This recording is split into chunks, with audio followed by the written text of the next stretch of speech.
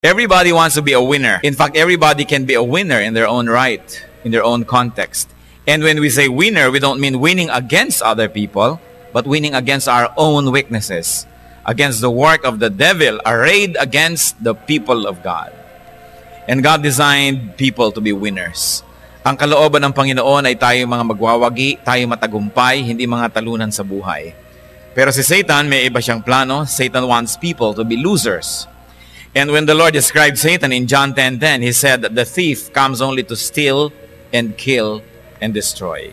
Meanwhile, the Lord has come that we may have life and have it fully, have it abundantly. We should not be losers. Hindi bagay sa mga anak ng Diyos ang mga talunan. Who is a loser? Ang definition po na i-apply natin sa ating pag-aaral ngayon, a loser is a person who consciously or unconsciously allows Satan to steal what God gives him or to steal what God has given in store for him. Yan ang mga talunan, pinapayagan na manakaw ni Satanas ang mga ipinagkakaloob sa kanya ng Diyos. Pinapayagan niya na sirain ni Satanas ang kanyang mga binubuo o bubuuin pa. At pinapayagan niya na si Satanas ay patayin ang kanyang mga lakas ng loob, pahinain ang kanyang determinasyon, in fact, to kill even his potentials for great. And usually, when you find people who may be called losers, according to this description, they are losers because of their own personal distorted values, not because of the work of others. Alam niyo po yung mga losers, mga talunan sa buhay, laging may ibang may kasalanan. Hindi sila nag-achieve kasi yung childhood nila ganito eh. Hindi sila nanalo kasi nadaya sila, kasi hindi fair ang labanan. Hindi sila nagwagi sa isang competition dahil kung ano-ano mga minalas sila. Dahil umuulan, dahil umaraw, dahil mainit, dahil maginaw. Laging may dahilan ang mga losers. But if we're going to look at the lives of who may be called losers, they lose because of their distorted points of view and their behavior and their lifestyle. 7 more marks of a winner. Heavenly Father, we thank you that you're a winner. Dahil kayo po'y matagumpay, meron kaming huwaran, meron kaming maaring modelo na tularan. Sa panghihina namin, sa mga panahong nadadaya kami ng kalaban, maaari namin kayong maalala. At maalala namin kung sino kayo, kasunod na maalala namin kung sino dapat kami. That we should be winners and not. So we pray that you may speak to your people and lead us to our victory. Dinadalangin ko, Panginoon, na kayo pong maging tagapagsalita. Tungtungan nyo ng inyong paa ang inyong lingkod at nang maitaas namin kayo. Kayo po ang maging tunay na pagmumulan ng lahat ng mabubuting mga salita. Use your servant only as your instrument. And may your words be our strength, be our light, be our guide. Lord, lead us unto victory. Lift us out of losing and turn us into victors. We commit this time to you, Father, asking you also to protect us, please, from all malicious work of evil men and evil spirits. We put ourselves under your protection. We are your people. We are your church. Lord, may your shield protect us from the wiles of evil men and evil spirits. Speak powerfully. Change our lives through your words as we obey you. Lead us unto victory. In Jesus' mighty name. 7 more marks of a winner. Unang-una, winners plan. God plans. And God knows His plans. Jeremiah 29:11, for I know the plans I have for you, declares the Lord. Plans to prosper you and not to harm you. Plans to give you hope and a future. At kung ang Diyos na marunong kaysa sa lahat at makapangyarihan kahit kanino paman ay nagpaplano, nakalinya ang kanyang gagawin, one after the other, tayo pa ba na hindi naman masyadong marunong? Tayo pa ba na hindi nakakaalam ang mangyayari sa kinabukasan ang hindi magplano? Kung ano na lang mangyari, magre-react na lang tayo. We plan. Sabi nga nila, those who fail to plan, plan to fail. So may plano pa rin sila. Ang plano nila, mabigo. Kaya kailangan may plano.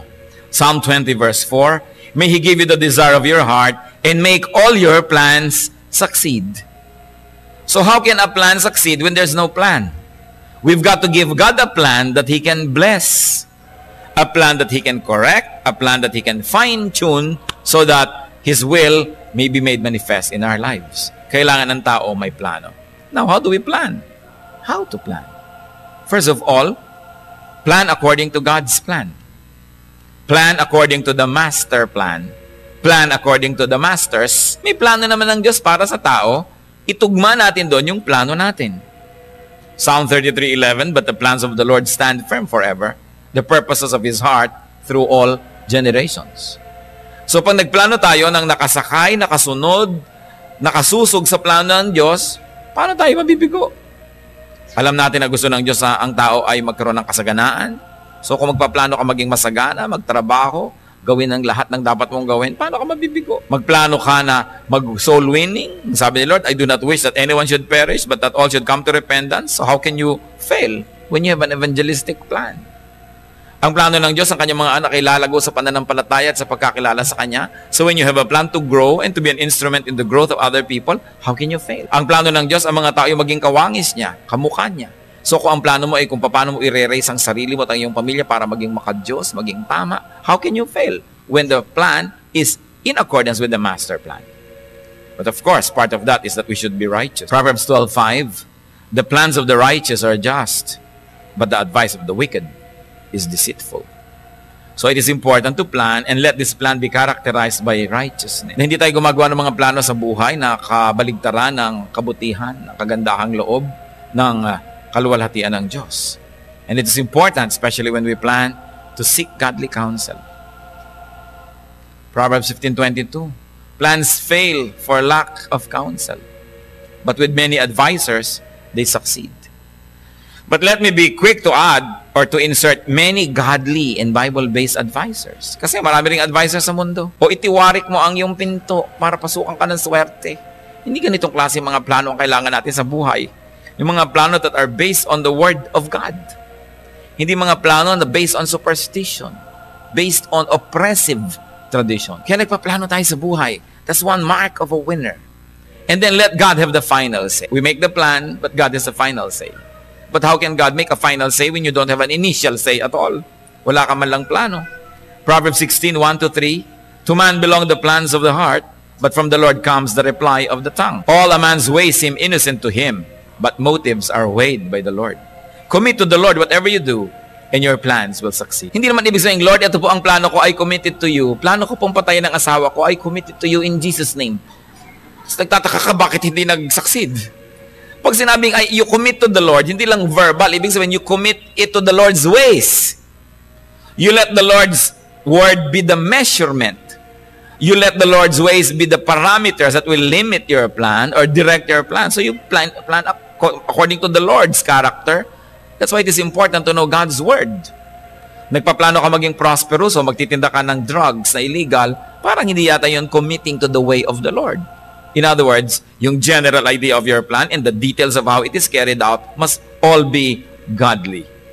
Proverbs 16:9, in his heart a man plans his course, but the Lord determines his steps. In other words, Lord, I have a general plan. I have, in fact, a more or less a specific plan, but show me every step of the way. May plano ako magnegosyo, Lord. Sa rami ng suppliers na ito, show me which one I will work with. Sa dami ng empleyado na nag-a-apply, show me which one to hire. May gagawin po ako ngayon. Alam pong uunahin ko. In other words, every step of the way. Kaya sinabi, the Lord determines His steps. How can you fail when the Lord who knows heaven and earth, who knows the past and the future and the present, leads you? We fail when we fail to let the Lord determine our steps. At laging yun ang gusto ni Satan na mangyari. Malibang tayo. Huwag tayong sumangguni sa Diyos. Maging proud to make a decision without praying. We don't decide without praying because that will be going ahead of pray. And we ask the Lord for a sensitive spirit. Kasi hindi naman lahat po ng guidance makikita natin sa Bible. Hindi naman lahat clear kung paano gagawin natin. So we have to have a discerning spirit. We ask the Lord through prayer. That's why when we are confused, we ask other people to pray for us. And we ask for practical advice from godly men and women. It is important. So, winner's plan. May plano po ba tayo? Kung kayo medyo middle age na, o malapit na mag-middle age, 30, 35, may plano na ba kayo sa retirement nyo? O bahala na lang kahit ano mangyari? Meron ba man tayong inihahanda pag nag-retire ako, pag hindi na ako active sa pagtatrabaho, ito magiging source of income ko? Paano ako mabubuhay? May ataol ba ako? Pag inilibing o ibabalot na lang ba ako sa balutan ng lumpia? Do you have a plan? Iba walang kaplano-plano. Pag mamamatay sila, ihiga na lang nila yung bangkay nila doon sa mga kamag-anak nila. Bahala na kayo sa akin kasi patay na ako. Wala man lang plano. Wala man lang paglibingan. Kaya yung mga namatayan, hindi mo malaman kung umiiyak dahil nalulungkot o dahil nagka-problema, may ipapalibing. Plano. Ilagi ko pong ina-advise, especially sa mga young professionals, You will not always be young. You've got to plan for your retirement. Kailangan. Kumisan kasi, kaya hindi ko na sinasabing kung 60, 70, 80, may plano pa ba kayo? Para kahit yata magplano kayo ngayon, medyo alas 4 na ng buhay, alas 4 na ng hapon. So ang uusapan natin, yung mga nasa alas 10, alas 9 pa lang, magplano. Mahalagang may plano. Winners focus and concentrate on the task. At Nehemiah 6:1-3. When word came to Sanballat, Tobiah, and Geshem, the Arab and the rest of our enemies, that I had rebuilt the wall and not a gap was left in it, though up to the time I had not set the doors in the gates, Sanballat and Geshem sent me this message. Come, let us meet together in one of the villages on the plain of Ono. But they were scheming to harm me. So I sent messengers to them with a reply. I am carrying a great project and cannot go down. Why should the work stop while I leave it and go down to you? So nakikita po natin dito sa buhay ni Nehemiah yung isang classic example of focus. He was focused on finishing the walls of Jerusalem. No invitation could distract him from this single purpose, to finish the wall. Sabi niya, bakit ako bababa? Para makipag-party sa inyo, para makipagpulong sa inyo. Bakit ko papayagang maabala ang aking ginagawa? So meron din siyang balak na tapusin yon at kung paano matatapos yon. Even churches have to plan and focus. Ang mga churches, kung minsan gusto-gusto nila, marami silang mga member, puputasak nila ang mga tao, pero itatanong mo sa church, anong balak nyo sa akin? Kung ako'y nag-church dito sa inyo, at ako'y buong lughod at walang absent sa loob ng 2 taon, anong mangyayari sa akin? May curriculum ba kayo para sa akin? May ma-attendan ba ako na klase? We're glad to tell you that dito po sa ating church, merong mangyayari sa inyo. Basta willing kayong umattend. Meron tayong mga kurso for beginners, basic, Bible courses. Meron tayo na medyo advanced ng konti. Merong advanced growth. And then we have membership classes. And then we have Sunday school and Bible studies. Leadership training. Sky's the limit. Hanggang gusto nyo umattend, may a-attendan kayo. Because this church plans for you. Because God's people must plan. Hindi yung pasasabi mo, pag-a-attend po ako sa inyo, ano mangyayari sa akin pag 2 taon? Baka naman more or less something will happen to you. Humigit kumulang. Ano yun? Humigit o kumulang? Ano ba talaga? Suntok sa buwan? May mangyari o wala? Dapat may plano. Para mga babae, liligaw-ligawan kayo ng lalaki. Tapos tatanong mo, anong balak mo? Anong plano mo para sa akin? Balak mo ba akong pakasalan? So, ano? Tinetextan lang kita, kasalan ng topic? Wala ka palang balak. Anong gusto mong gawin sa akin? Mahulog ang loob ko sa'yo. Sumama ako sa likod ng puno. Tapos wala ka palang balak. Dapat may balak. You've got to plan and then you've got to focus and concentrate on that plan. Winners plan and focus. Colossians 3:17. And whatever you do, whether in word or deed, do all in the name of the Lord Jesus, giving thanks to the God, the Father, through Him. So in other words, kahit ano pong ginagawa natin, igalang natin yung ginagawa natin na parang ginagawa natin para sa Panginoon. So, intense, focused, concentrated ang ating effort. Hindi may gagawin ka, kalahating attention, iniwan mo na, hindi pa tapos. Makikita niyo po yung mga iba, in the last 2 years, nagkaroon ng 20 different employment experiences. Hindi maganda yan. Titingnan niyo sa curriculum vitae, anong record mo? Bakit sa nakaraang 3 taon, 30 kampanya ang napasukan mo? Tigi ilang minuto ka na nagtrabaho dito. Wala kang ka-focus-focus. Nakailang nobyo ka sa loob ng isang summer. Wala kang ka-focus-focus. Nothing will happen because you spread out too thinly. People have to focus. Especially in God's work, we focus. Hindi ka dali-daling nasisiraan ng loob, umaatras pag mahirap, pagka napagod ka, pag ikay nabigo, nasaktan. Kasi focus ka. You know that you have a plan. So you stick to that plan. Hindi yung mga mag-aaral sa kolehiyo, 7 taon na nagkukolehiyo, sophomore pa rin. Paano shift ng shift? Lipat ng lipat.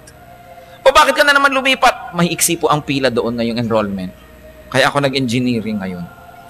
You know, kung ano-anong ginagawa ng mga tao, sinasayang ang oras. When you do not focus, you waste time. And you cannot waste time without hurting eternity.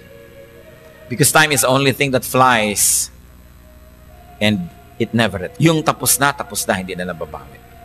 So kung ang plano ng Diyos para sa buhay mo na halimbawa 78 years ka mabuhay, makarating ka sa ganitong level, pero dahil paikot-ikot ka, pabalik-balik, andito ka pa lang, namatay ka na, tumanda ka na, andito ka pa lang, wala ka narating kasi hindi ka umayos according to plan.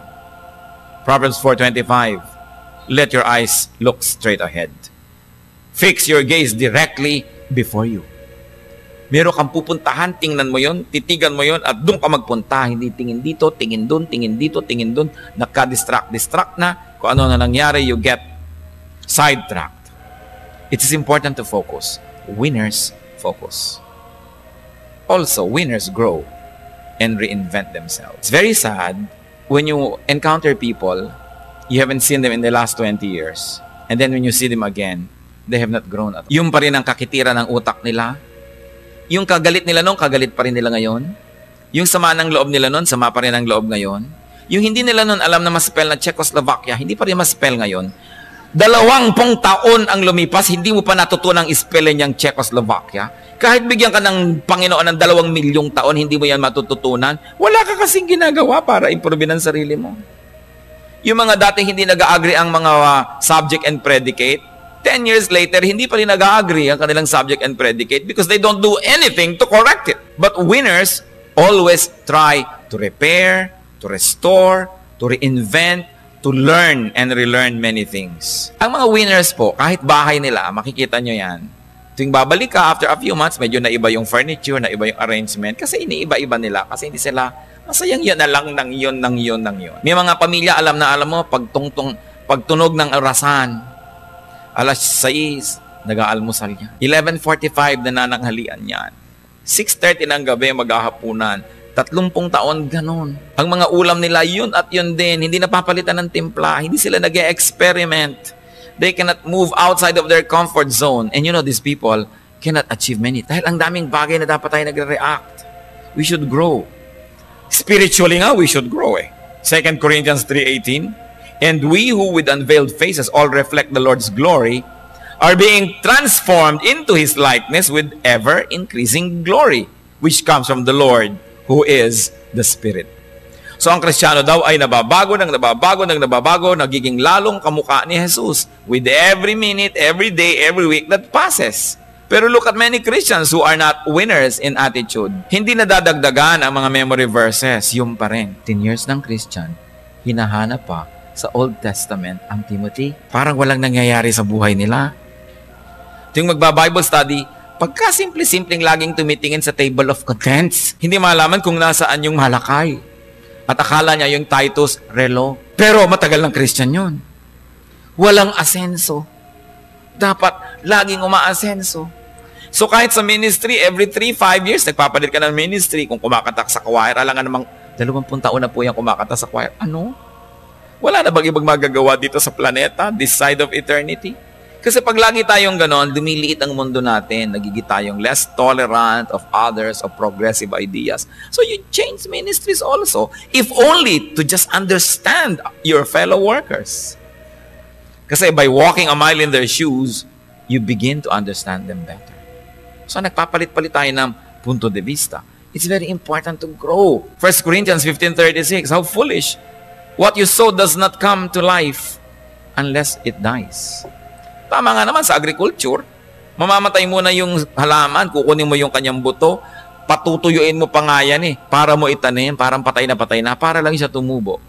Kailangan may mamatay para may mabuhay. Kaya nga si Jesus namatay para tayo mabuhay. Ngayon, there must be a certain part of us that should die so that another part of us, yung mga sungit mo, hayaan ng mamatayan, ilibing na, huwag nang ipaglamay, ilibing agad. Yung mga ating pangiging maramdamin, mainisin, yung ating mga mapaghinanakit, mapagtanim ng sama ng loob, alam nga namang 15, 20 years ago, ganyan ka na, hanggang ngayon, ganyan pa rin, walang asenso. Sa dinami-rami ng kinain na spiritual food, mga panalangin, nadinig na kanta, kawa-worship, yun pa rin. It's a waste of time. So something in us must always die. Every morning, you wake up and say, alin kaya ang papatayin ko sa akin sarili? Ang aking pagiging mainggitin. Yan ang ililibing ko ngayon. Inggit na inggit ako sa kapitbahay ko, sa kaibigan ko, sa hipag ko. Let it die so that the good part of me will live. You know, there's always something that falls so that another thing rises. It is important to always analyze that. And 1 Corinthians 13:11, when I was a child, I talked like a child. I thought like a child. I reasoned like a child. When I became a man, I put childish ways behind. So, bagay daw sa bata, yung isip bata, salitang bata, asal bata, pero di bagay sa matanda. So, ang tanda-tanda na natin, childish pa, maramdamin pa, one way pa ang pagtingin sa buhay, laging give me. Laging ako dapat ang masunod, hindi ka marunong magparaya. Mga bata ang may ugali niyan. Kaya sabi, ngayong matanda na ako, tinalikuran ko na yung mga gawain ng mga bata. Dapat din tayo nag-grow. There must be growth and change. Maraming mga tao hindi naman niniwala halos sa Biblical Christianity kasi hindi naman nila nakikita yung maraming Christian na nag-grow. May office mate sila, punta sa Bible study, hindi naman nila kakitaan ng spiritual growth. Paano sila maaakit sa salita ng Diyos? Kaya tayo mga ambassadors. People rise or fall through our testimony. That's why it is important to grow.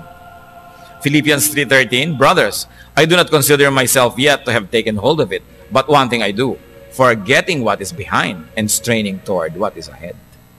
Yan ang sinasabi ni Paul. Gusto kong makarating sa finish line, gusto kong makarating sa goal, kinakalimutan ko na yung lampas na. Ang tinitingnan ko na lang yung darating pa. Alam niyo, maraming mga tao, kahit magkakamag-anak, magpipinsan, magkakapatid, walang ginawa kundi balikan yung tapos na. Noong panahon nga ng hapon, hindi mo ako binigyan ng pisngi ng mangga.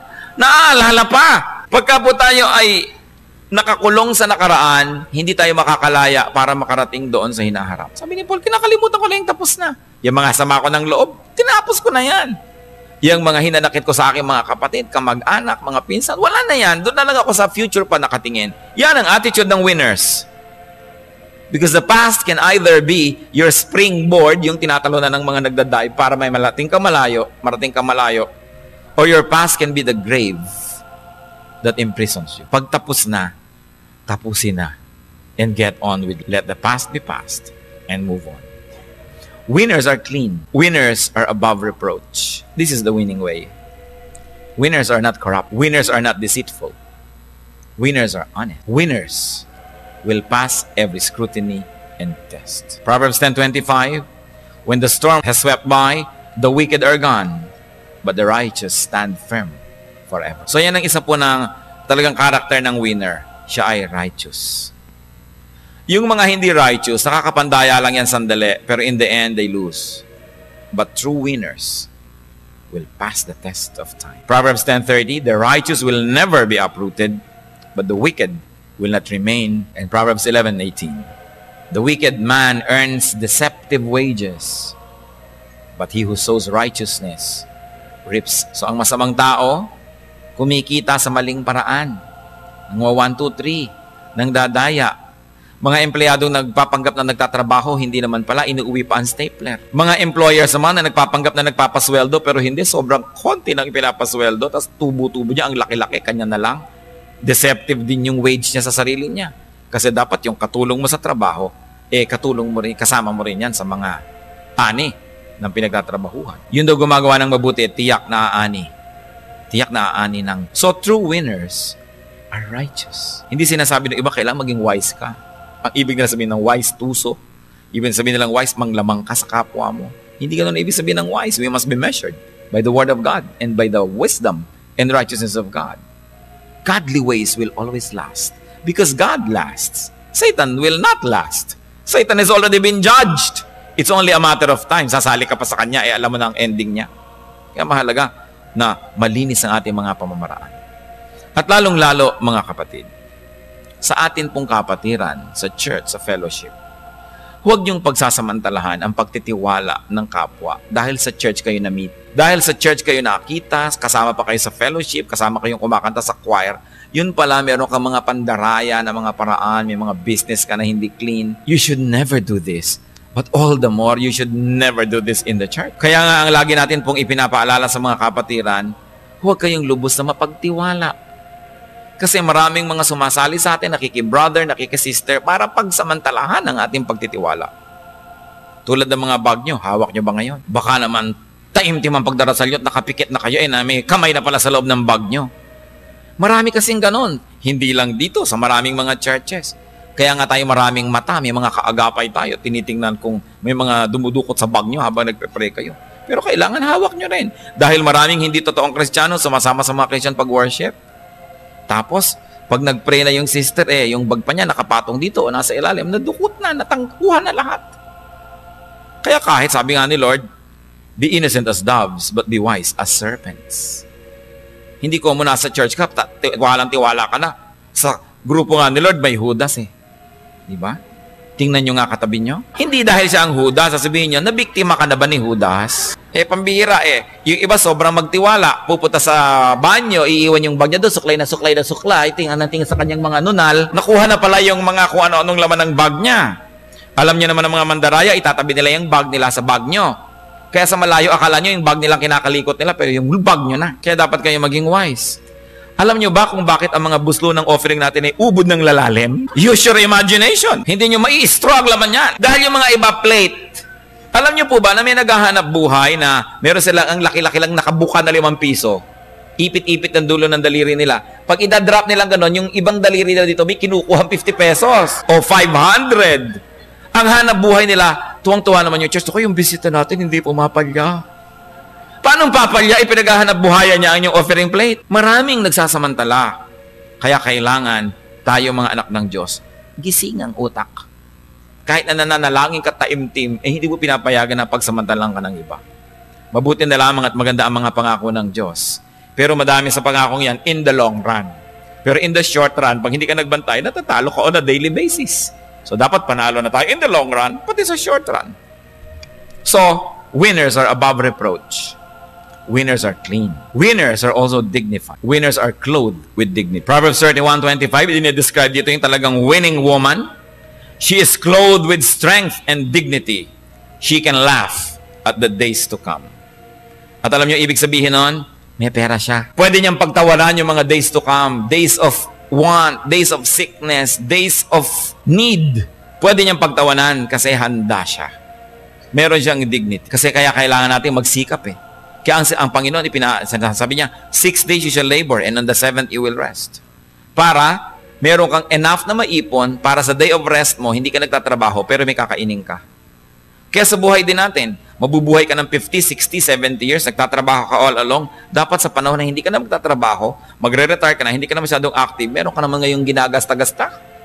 Para hindi ka hihingi-hingi, hindi ka aasa-asa kung kani-kanino. That's why we should plan. And the people of God, the winners, can be dignified. They are clothed with dignity. At hindi naman masama kumisan na tumatanggap ka ng tulong ng iba, lalo't nung araw naman, nakatulong ka rin sa kanila. Kaya maganda rin matulungin habang ikaw ay uso, habang ikaw ay mapera, habang ikaw ay malakas, tulong ng tulong. Hindi mo alam kung kailan ka naman mangangailangan ng tulong. Pero mahalaga to be dignified. Proverbs 31 talks about this very dignified woman. You know why she's dignified? Ang description dito, her arms are strong, she works, nagwi-weave, nagbuburda, nagtatanim, nagnenegosyo. Kaya siya may dignity. Marunong siyang kumita. In other words, hindi siya mahilig sa free load, sa free ticket. Yung iba text ng text, pati load hinihingi. Wala ka palang pang load, manahimik ka ng kate-text. Pati ba naman hanggang sa gano'n na hindi naman necessary, hindi naman life and death, yung dignity mo, isa-sacrifice mo, manghihingi ka. Winners pay for their tickets. Hindi ito yung mayroong palabas, may libre bang ticket? May libre bang lunch? Gusto ko po sumama sa camp. Pwede po bang libre? Ba't wala kang pambayad? Wala po. Manahimik ka sa bahay. Magdasal ka doon. Nandun din ang Diyos. Gusto mo mag-excursion, wala kang pera. Kailangan mo dignity. Ngayon, kung may mag-alok sa'yo dahil gusto kanyang kasama, dahil matalino ka, marunong ka, nakaka-bless ka, halika, idilibre kita, di tanggapin mo. Pero hindi yung gusto mong free load, free lunch. Losers love free lunches. Walang hinahanap kundi free. Mahilig sa libre. No? Ano sabi sa Genesis 3:19? By the sweat of your brow, you will eat your food. At sa 2 Thessalonians, lalong malupit. Chapter 3, verse 10. For even when we were with you, sabi ni Paul, we gave you this rule. If a man will not work, he shall not eat. Liban na lang kung yung taong yan ay too young, too old, or too sick. But if a man will not work, he shall not eat. The people of the Lord must have dignity. We earn what we eat. Hindi laging libre. At pag may ibinibigay sa ating libre ang ating kapwa, lagi tayong nagsusukli. Nagbibigay tayo kahit ano. Isang simpleng service, isang thoughtfulness. Hindi yung tanggap ka lang ng tanggap. If a man will not work, he shall not eat. Where will you give your food? To the needy or to the deserving? Siyempre, kung talagang kumisan, needy na, wala na talagang magagawa, tutulungan mo na. Pero dapat, you should be just. You should give it more to the deserving. Paano merong deserving kang empleyado, tapos merong needy, lagi siyang absent, tatamad-tamad, doon mo pa rin ibibigay. Sabi sa Bible, if a man will not work, he will not eat. At hindi lang po yan tungkol sa physical food, pati din sa spiritual food. I believe that the context of this original verse encompasses spirituality. That if a person will not work in a spiritual way, will not serve in the church, will not serve the church, he should also not eat spiritual food. Bakit siya kailangan free load? Salvation lang ang libre. You teach salvation. And then the people of the Lord must work. They must work for the church. They must work in the church so that the church can feed them spiritually also. Alangan mang dating ka lang ng dating, eto na ako, umpisahan na worship. Nakaupo na ako, ba't hindi pa naka-on ang aircon? Nandito na ako sa toilet, bakit walang toilet paper? Narito na ako. Ang mga Kristiyano po dapat tayo lagi part of the solution. Once in a while, it cannot be helped that we are part of the problem. But that should be the exception. Most of the time, we are there to be part of the solution. Hindi part of the problem. Meron pa pong, may libre ho ba kayong gamutan sa church nyo? Bakit ho? Kasi kung may libre, doon ako mag-church. Wala ko. Yan lang pala gusto nyo dito kung makakahig. Di ba? And if every member would like to do that, 1 week lang, patay na yung church. Kasi lahat kumahig. Di walang natira. Yes, we do. We help people. But we don't want that to be an attraction that people come dahil may libreng ganito, may libreng ganon. Dapat tayo may dignity. Philippians 4:11-12. Sabi ni Paul, I am not saying this because I am in need. For I have learned to be content whatever the circumstances. For what it is to be in need, and I know what it is. I know what it is to be in need, and I know what it is to have plenty. I have learned the secret of being content in any and every situation, whether well-fed or hungry, whether living in plenty or in want. Yan ang sinasabi ni Paul.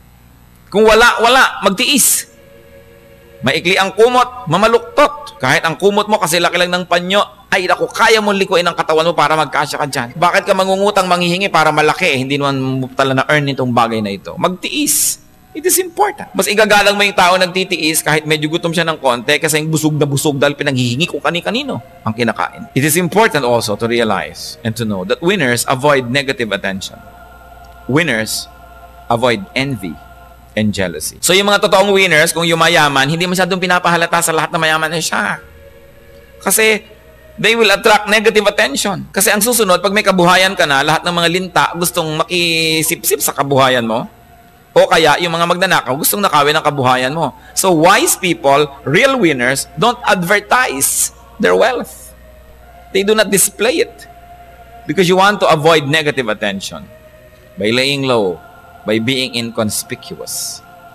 Kaya nga pati naglilimos, sinasabi nyo, kayo maingay na naglilimos kayo. Huwag nyo ipagmakaingay na may pera kayo, ibinibigay nyo sa mahirap. Matthew 6:2. So when you give to the needy, do not announce it with trumpets, as the hypocrites do in the synagogues and on the streets, to be honored by men. I tell you the truth, they have received the reward in full. Napuri sila ng mga tao, nagkaroon silang publicity, yun na ang reward nila. Wala na silang reward sa langit. Kung gumawa ka ng mabuti, hindi napansin ng tao, ang Diyos na makatarungan ang magbibigay sa'yo ng pansin para magkaroon ng katarungan. It's much, much sweeter. Yung iba naman tatanong, gano'ng kalaki po? Ilang inches ang pangalan namin? O ilang inches ba gusto nyo? Naka-emboss? O para kitang-kita ng mga magnanakaw na mayaman kayo? Pwede yun. But wise people do not do that. They try to be just quiet. Kaya kitang-kita nyo naman empty cans strike cloud. Pero pag puno, tahimik ang lata.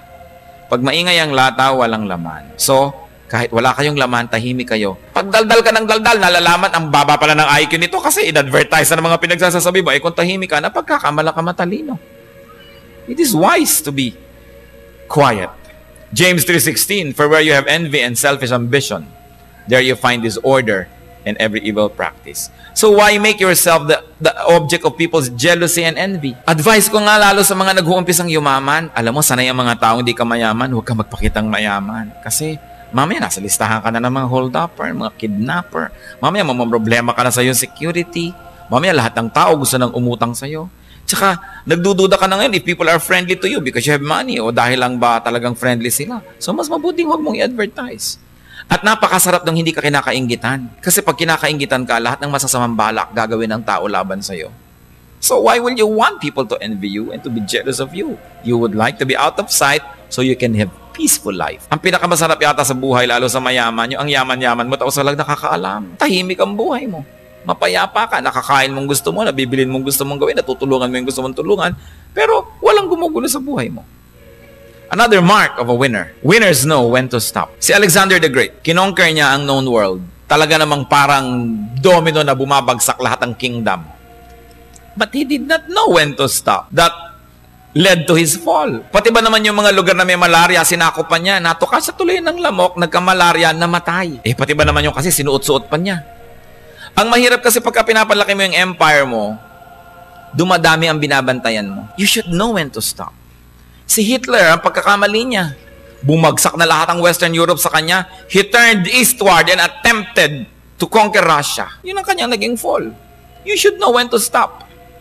Mga kumpanya, ang laki-laki, ang lagu-lago, hindi ka titigil ang kalalagay ng branch at kotak-kotakot ng mga expansion. Marami bumabagsak dyan. Kumikita na ng malaki, tama na. Gusto pa more. Wala namang tao na panglagay doon, wala naman siyang support system. Ang nangyayari, sumasabog ang negosyo. Marami na pong sumabog na negosyong maganda sana, pero sinira ng expansion and diversification. Kasi ill-advised, kasi hindi sila handa. You should know when to stop. Kahit sa message, winner pastors know when to stop. Kaya titigil lang ako ngayon agad eh. Dahil hindi yung pinagsawaan ka na, naglabasan ng mga butong pakwan, mga ulam, mga burong isda, gutom na yung mga tao, hindi ka patapos. You should know when to stop. 1 Timothy 6:9-10, people who want to get rich fall into a temptation and a trap and into many foolish and harmful desires that plunge men into ruin and destruction. For the love of money is the root of all kinds of evil. Some people, eager for money, have wandered from the faith and they pierce themselves with many griefs. So it's not really money that is the source of all evil, but the love of it. But you know, lack of money is also the root of many evils. Kaya dapat naman talaga meron ka man lang minimum. Pero you should know when to stop. Yung mga pamilya na nasasacrifice sa sobrang family life nila dahil palaki ng negosyo, you should know when to stop. Kahit naman dumami ang pera mo, hindi ka naman kakain ng 3 kilong baka sa isang kainan lang. Habang yumayaman ka pa nga, siyempre, pakonti kinakain mo. Kasi ang mayayaman at mahirap, parehong konti ang kinakain. So, kinakontian mo dahil ayaw mong tumaba. So, bakit mo idadamihan? Pagka ba't sobrang dumami yung pera mo, papalakihin mo yung kama mo, magiging kasilaki ng basketball court. Kung mayaman ka na ngayon, iinom ka ng tubig, 1 drum. Kasi mayaman ka eh. Magsusuot ka 3 kilong kwintas. Kasi mayaman ka. Wala naman talaga masyadong idadagdag sa'yo. So, you should know kung ano yung namimit na yung need mo. Meron ka pang sobrang konti na pang security at pampamigay. You should know when to stop. Especially if you are paying a high emotional and spiritual price because you're continuously enriching yourself. Know when to stop. Because more money doesn't mean more happiness. But I tell you, no money means no happiness also, ha? Huwag naman tayo parang, wow, dito dala ko sa wala. Don't romanticize it. Mahirap magpakabanal pag gutom. Pero pag busog ka na, tama na, di ba? Dahil enfatio na ang kasunod noon. Mahirap yan.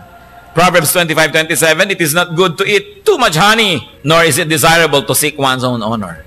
Dapat, alam mo kung kailan. Proverbs 30:8-9, keep falsehood and lies far. Give me neither poverty nor riches, but give me only my daily bread. Otherwise, I may have too much and disown you, O God, and say, who is the Lord? Or I may become too poor and steal, and so dishonor the name of my God. Beautiful verses. Sinasabing, Lord, ayoko naman po maging mahirap. Baka mapilitan ako magnakaw, mapahiya kayo. Ayoko naman sobrang yumaman dahil baka malimutan ko kayo. So, tama na po sa akin yung sapat. Yung tama. Para wag ako malasing at wag ako maligaw. Winners know. Let us be winners. We owe it to our God. Alam nga naman yung ating God ay winner tapos tayo loser. Like Father, like Son. The Christian must be like Christ. And Christ is a winner. We should also help others win. But how do you help the losers? Help them. But help them from a distance. Don't get too involved. Pag ang tao nalulunod at nadedesperado at nilapitan nyo, kakapit ng ubod ng higpit sa inyo. Hindi na rin kayo makakalangoy. Pareho, hinahagisan mo ng kahoy na pwede niyang hawakan, ng lubid, ng salbabida, kung ano man yon, but not too near. Tatandaan niyo po yan. Pag may alam kayong tao na parang pawasak ang buhay niya, para siyang hinihigop ng uli-uli, huwag kayong masyadong ma-involve. Mahalin nyo, tulungan nyo from a distance. Because you may not be strong enough. Then you will get sucked into His misery. At kung tayo po ay may anak o mga apo, mga pamangkin, let us raise children who will be winners. Instila natin silang ganito mga attitude. The attitude of a winner. Ano po yan?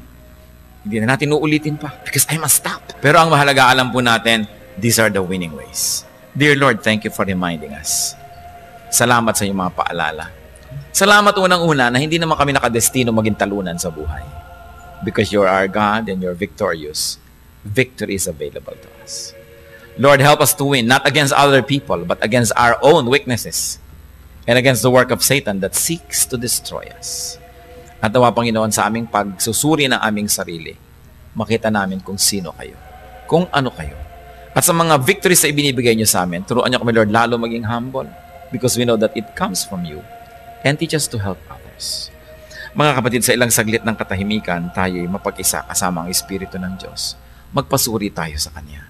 Kung tayo'y winner, magpasalamat. Kung loser, bunutin natin ang mga dahilan ng ating pagiging mga talunan sa buhay, magbagong loob, magpalit ng mga pananaw. It is never too late. Dapat nating ayusin. At humanap tayo ng mga loser sa paligid natin. Kung maaari nating tulungan, tulungan. But remember, from a distance. Do not allow the fire that destroys the person you like to save, destroy you also. Not, salamat Panginoon sa iyong mga paalala. Salamat ngayon, makipagniig ka sa bawat isa. Ituro mo sa amin ang mga personal application ng mensaheng ito. Let's be alone with the Lord in silence.